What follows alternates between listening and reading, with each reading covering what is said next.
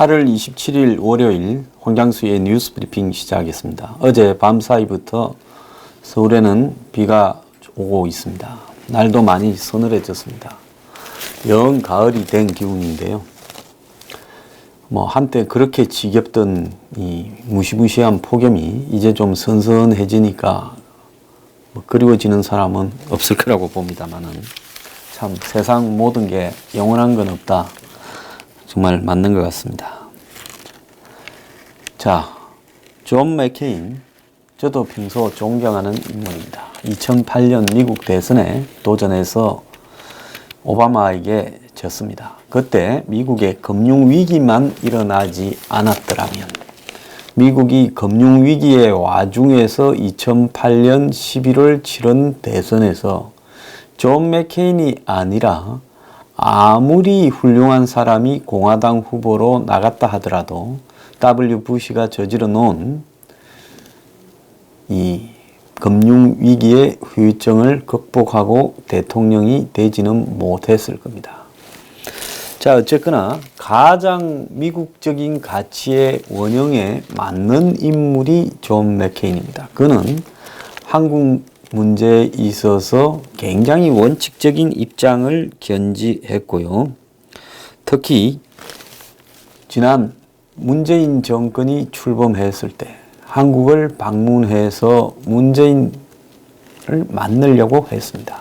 그때 이 사람이 입원하기 직전인데요. 작년 그때가 한 6, 7월 되지 않습니까? 7월 달에 입원한 이후에 잠깐 오바마 케어 폐지에 대해 반대하기 위해서 투표하러 나온 것 외에는 거의 바깥 활동을 하지 못하고 별세를 했습니다.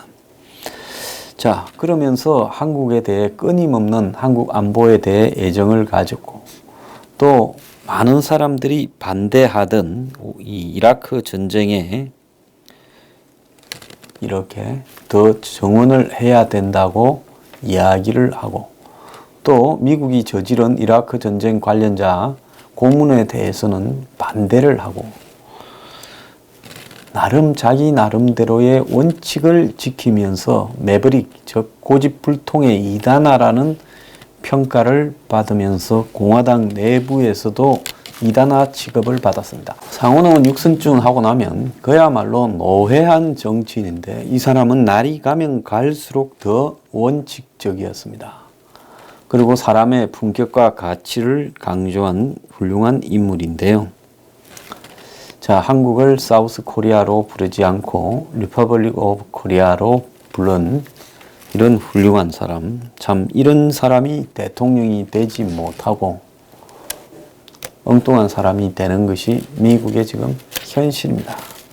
자, 한국도 마찬가지 아니겠습니까? 인터넷 1인 방송을 규제한다 어쩐다 난립니다. 규제 법안을요. 규제를 해도 입을 막지는 못할 겁니다. 자, 오늘 뉴스 브리핑은 미국의 폼페이오가 북한을 곧 방문한다더니만 지난 주말 사이에 이렇게 취소돼 버렸습니다. 자, 그러면 왜 취소를 했느냐?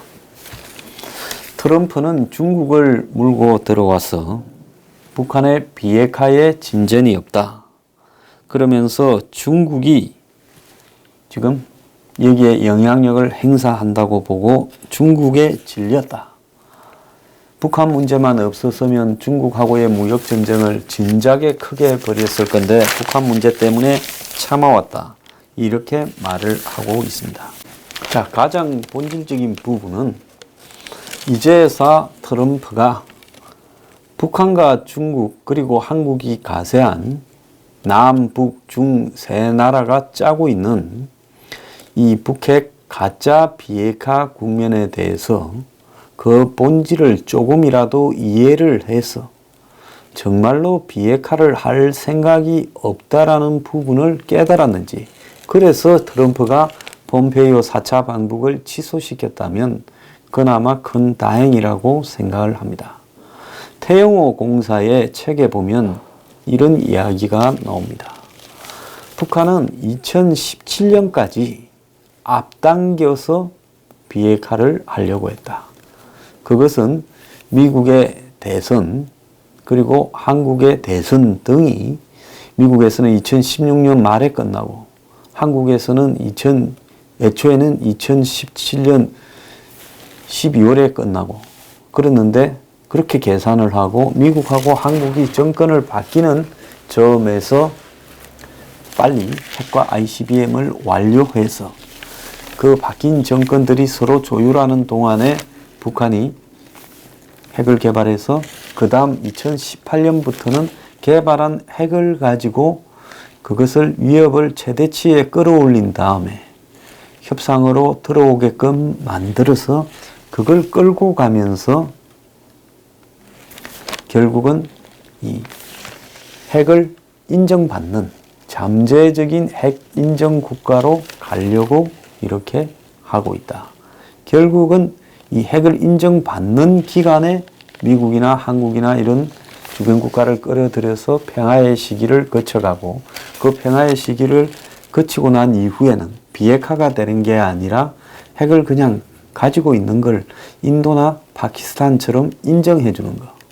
그러니까 2001년에 9.11 사태가 일어나면서 미국이 아프간과 이라크에 집중하면서 그 점에 핵 개발을 완료해서 가지고 있던 인도나 파키스탄이 핵 보유를 인정받은 것과 같은 방식을 미국이 지금 허용하지 않겠느냐.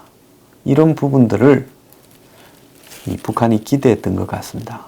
그래서 북한은 2017년 말까지 핵을 개발하고 그 이후부터는 협상 기간을 길게 지리하게 가져가면서 평화로 선회하고 그러면서 일정한 자신들의 이 딜을 통해서 끈질긴 살라미식 딜을 통해서 결국은 핵 보유를 인정받는 방향으로 간다.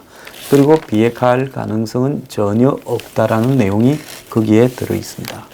자, 그래서 북한은 기본적으로 비핵화를 위해서 비핵화를 말하는 게 아니라 핵 보유를 인정받고 핵 보유를 인정받는 방향으로 나아가면서 질려버린 미국에게 하나씩을 뜯어내서 무릎을 꿇이고 양보를 받으려고 비핵화를 추진하는 부분입니다. 그러면 이번에 이 폼페이오가 방북을 했으면 북한으로부터 얻어내려고 했던 핵심은 뭔가 하면 핵 리스트겠죠.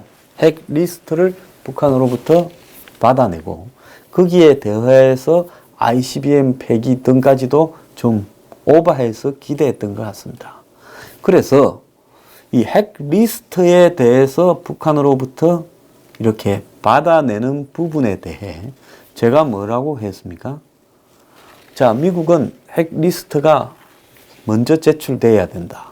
그리고 한 달 정도의 이 심사를 한 다음에 그 다음에 북한에 대해서 종전선언을 그 대가로 이상이 없다면 해준다는 최소한 이런 표현이라도 써야 된다. 왜? 한 달 동안 검증을 하는 과정에서 100% 북한의 핵 리스트는 거짓이 발견될 수밖에 없다. 제가 그렇게 생각하는 게 아니라요. 제 생각으로는 상대를 해줄 필요도 없다는 것이 제 생각입니다. 그러나 미국의 지금 오늘날 트럼프의 입장에서는 북한이 핵 리스트를 내놓는다면 곧바로 종전선언을 불러다가 해주는 게 아니라 심사기간을 가져서 그걸 갖다가 맞느냐 틀리느냐를 가지고 그 다음 단계에 북한의 요구를 들어주는 부분이 있어야 된다. 미국적인 눈높이에서 이야기를 했던 겁니다. 그런데 북한이 핵 리스트를 낼 때 가장 딜레마는 뭔가 하면 미국이 어디에 무엇이 있는지 얼마만큼 알고 있는지에 대해서 북한이 모르고 있다는 겁니다. 즉 북한이 모르고 있는 상황 속에서 핵 리스트를 냈다가 거짓으로 냈다가 북한은 진실되게 핵 리스트를 내게 되면 북한의 핵 실체에 대해서 세상이 전부 경악을 해버리고 이제 이거 비핵화 틀렸다. 그냥 핵을 포기할 때까지 제재 압박으로 밀어붙여서 끝내자라고 되지. 정말로 북한의 핵 리스트가 보면 아이고 성실하게 신고해줘서 고맙다. 이렇게 되지는 않을 겁니다. 왜냐하면 미국이나 국제사회가 생각하는 것보다도 실제 북한의 핵 개발 현황은 더 엄청날 거다. 이렇게 저는 보고 있습니다. 북한이 100개쯤의 핵을 탄두를 가지고 있을 가능성도 있다라는 것이 제 생각입니다.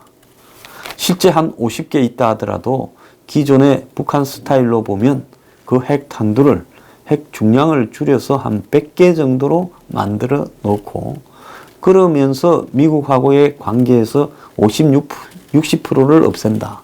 이러면 우리는 50개를 없애고 50개만 갖고 있다면 나중에 거기 핵탄두에 핵물질을 더 넣어서 숨겨놓은 핵물질을요. 정상적인 핵탄두 50개를 보유하게 되는 겁니다. 그래서 트럼프나 홍석현 씨도 얼마 전에 그런 이야기를 하고 대북 협상가들이 이야기하는 50%, 60%를 없앤다, 20%를 없앤다라는 게 도대체 무슨 의미가 이 대목에서 있는 것인가? 의미가 없다라는 겁니다. 그런데 문제는 뭔가 하면 북한 입장에서는 그런 식으로도 없앨 가능성도 없고 그 앞에 선행되어야 될 핵 리스트 제출. 일단 핵 리스트 제출이 있어야 그 다음에 핵 반출이 의미가 있는 거 아닙니까? 몇 개 있는지도 모르는 채 핵을 반출하라 그러면 그게 사기지요. 그런데 북한이 핵 리스트 제출을 가지고 그것도 제대로 안 할 것 같아. 왜 안 하느냐? 거짓말로라도 내면 될 건데. 거짓말로 내었을 때 생길 후유증을 생각하면서 그것도 제껴버리고 있다라고 지금 보이는 겁니다. 그래서 이 북한의 지금 비핵화에 대한 행동이 매우 의심스럽다. 트럼프는 트위터에 우리는 한반도 비핵화 측면에서 충분히 진전을 이루고 있다 느끼지 않기 때문에 폼페이오에게 이번에 북한에 가지 말라고 했다. 그래서 트럼프가 6.12 미북 싱가포르 회담 이후 처음으로 불만을 토로했고요. 그리고 중국에 대해서도 중국과 훨씬 더 강경한 입장에서 중국을 쪼을 수 있지만 중국이 비핵화를 돕고 있지 않다면서 폼페이오는 중국과 무역관계가 해결된 이후 북한에 갈 걸로 기대한다 이야기를 했습니다.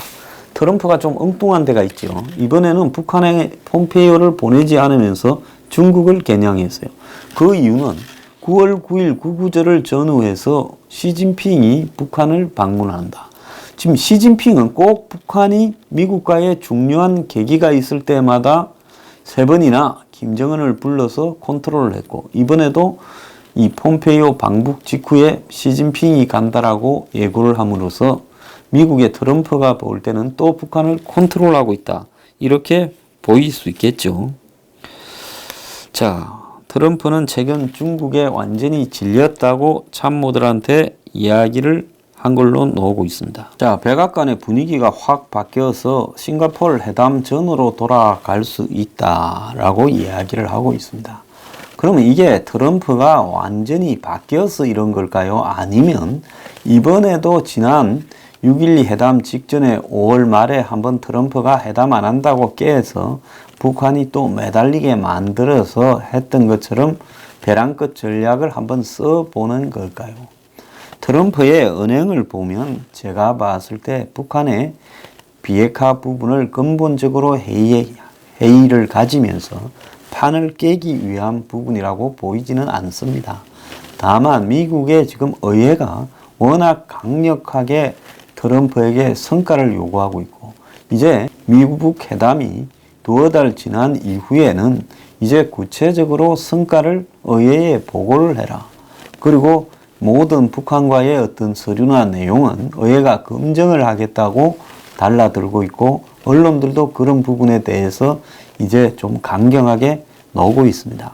그런 상황에서 트럼프가 이번에 폼페이오를 보내서 북한으로부터 아무것도 받아오지 못하거나 아니면 핵 리스트를 받아왔는데 가짜 거짓 핵 리스트라고 하면 오히려 상황이 더 악화되는 경우가 발생할 수 있다는 겁니다. 그래서 갔다가 그냥 오거나 또 가짜 리스트를 가져오거나 이랬을 때 생길 일들을 우려하면서 중국에 대해서 먼저 이제는 못 참겠다. 한번 무역 전쟁을 붙어보자. 그리고 그 다음에 북한의 비핵화를 하자. 이렇게 지금 이야기를 한 겁니다. 그 배경에는 최근에 중국이 이제는 북중 국경에서 아주 안심하고 철강석 수산물 등 유행 금수 품목을 노골적으로 교역을 하고 지원을 하고 있고, 심지어 화력 발전기 큰 거를 갖다가 2대를 전달해서 평양에 이 전력난이 사라졌다라는 이야기도 있고, 북한의 장마당에서 식료품 가격이 내려가고 북한의 기름값이 내려가고 이제 북한이 안정적으로 되어가고 있다는 겁니다. 그래서 이런 상황에서 북한이 굳이 비핵화에 나설 이유가, 이제 대북 제재가 사실상 무력화되어 버렸는데 있겠는가? 이런 부분이 지금 중국 배후론을 거론하면서 북한이 중국과 짜고 이제 살만해지니까 비핵화에 소극적으로 나가고 있다, 이렇게 이야기를 하고 있습니다. 자, 트럼프가 11월 중간 선거를 앞두고 중국이 나를 완전히 징벌하려 한다, 중국에 질려버렸다라는 표현까지 썼는데요.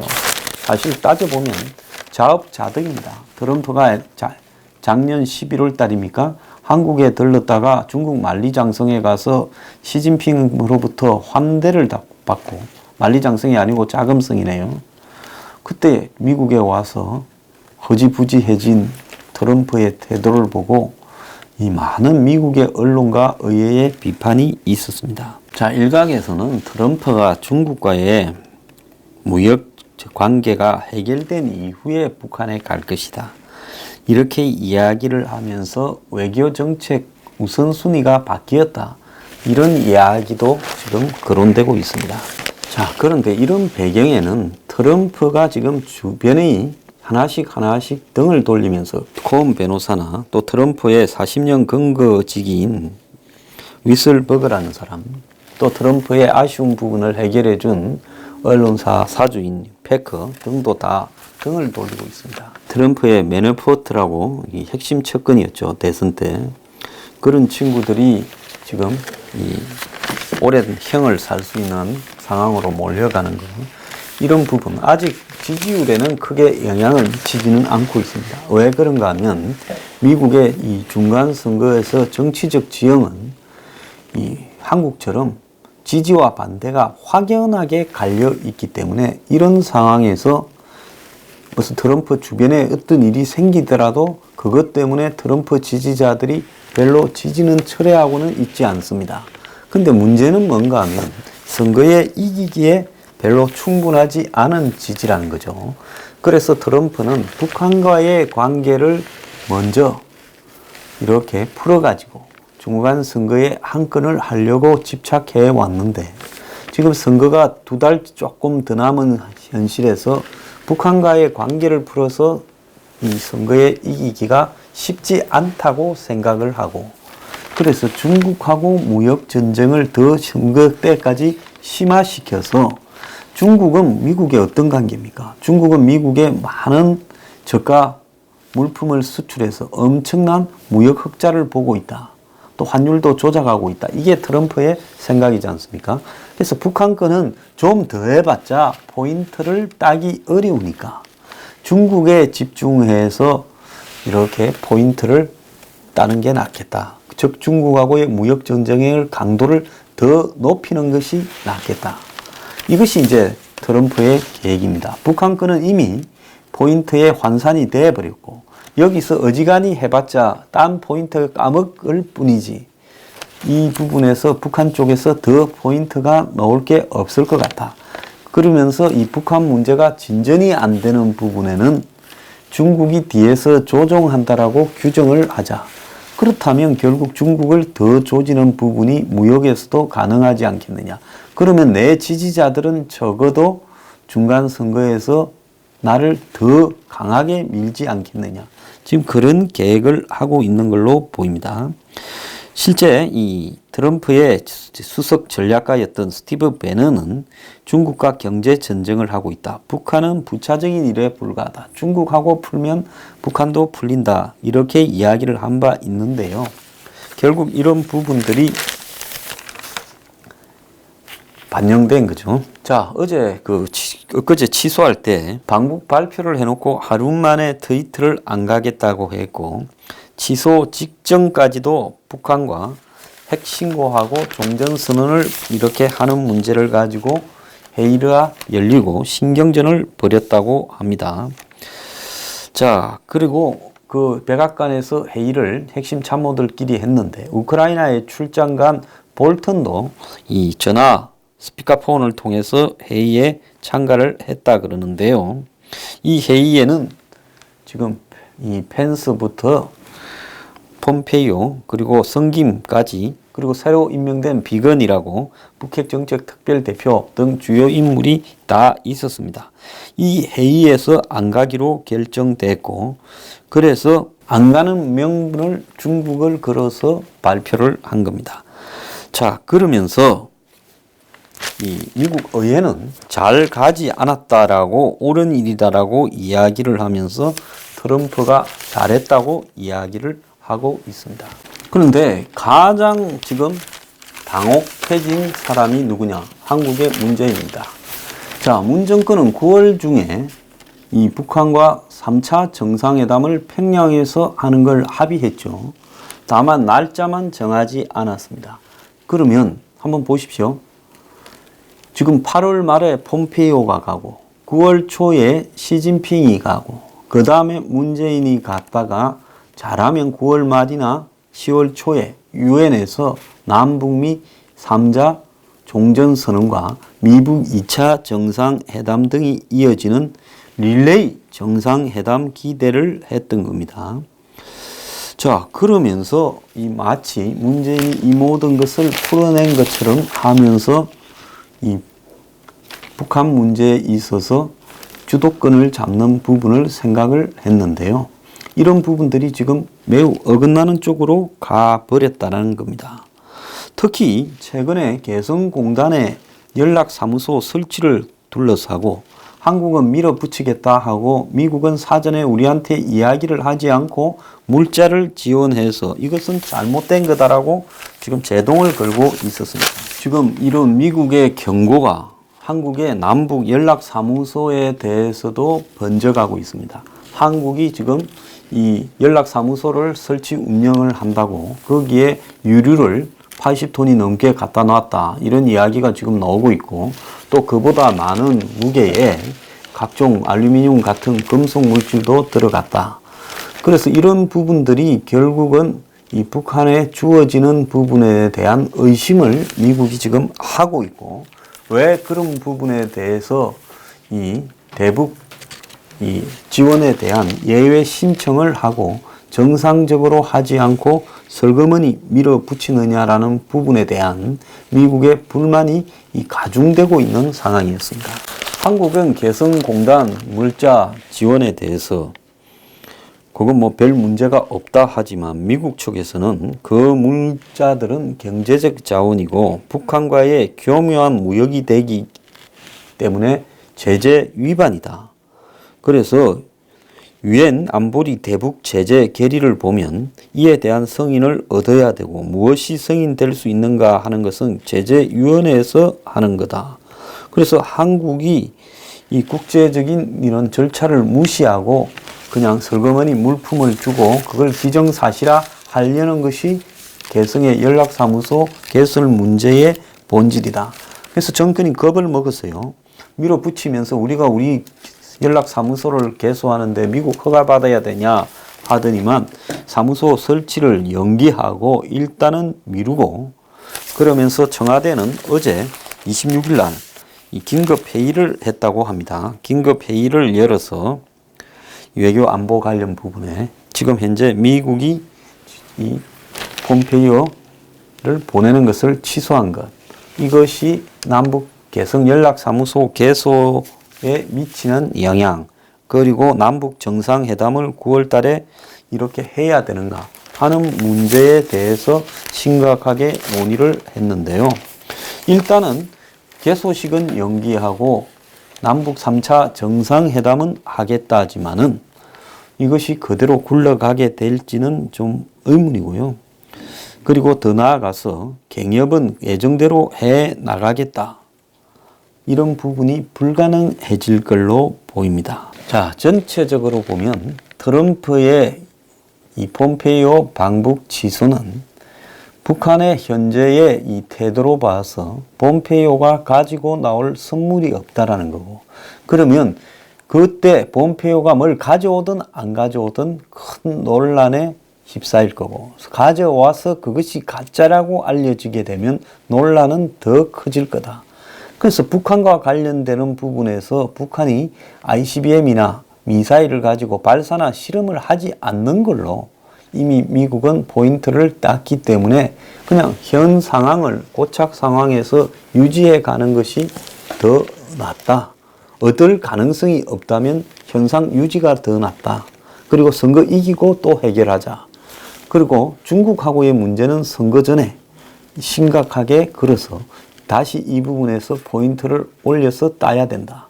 이것이 트럼프 생각입니다. 그래서 북한 문제도 중국에 얹이자. 시진핑도 때맞춰 북한에 간다고 하지 않느냐. 그래서 중국 쪽에 집중하고 더 나올 게 없는 북한 쪽은 그냥 미루고 이대로 유지해가고, 그리고 한국에 대해서는 개성연락사무소나 3차 남북 정상회담 등을 압박하면서 원칙적으로 대응하겠다. 자, 미국이 지금 한국에 대해서 향후 한국 정권의 입장에 매우 강력한 압박을 대북 관계에서 할 가능성이 커졌습니다. 지금 중국과의 무역 전쟁을 더 가속화시키는 것도 북중 국경에서 지금 무역이 거의 뚫렸다. 그래서 마음대로 물자가 왔다 갔다 한다는 건데요. 자, 미국의 전직 관리들이 지금 이야기를 하는 수준은, 종전선언은 북한이 핵 신고를 하고 핵물질을 동결하는 수준에서 이 거래가 가능하다라는 겁니다. 이걸 보면 이번에 트럼프가 방북을 취소시켰다 해서 이걸 가지고 너무 우리가 아전인수격으로 해석할 문제도 아니라고 봅니다. 트럼프는 북한이 비핵화를 하지 않고라도 자기 체면만 그때그때 적당히 채워주면 그대로 그냥 밀고 가려고 하는데, 북한이 그조차도 응하지 않고 있으니까 문제라는 겁니다.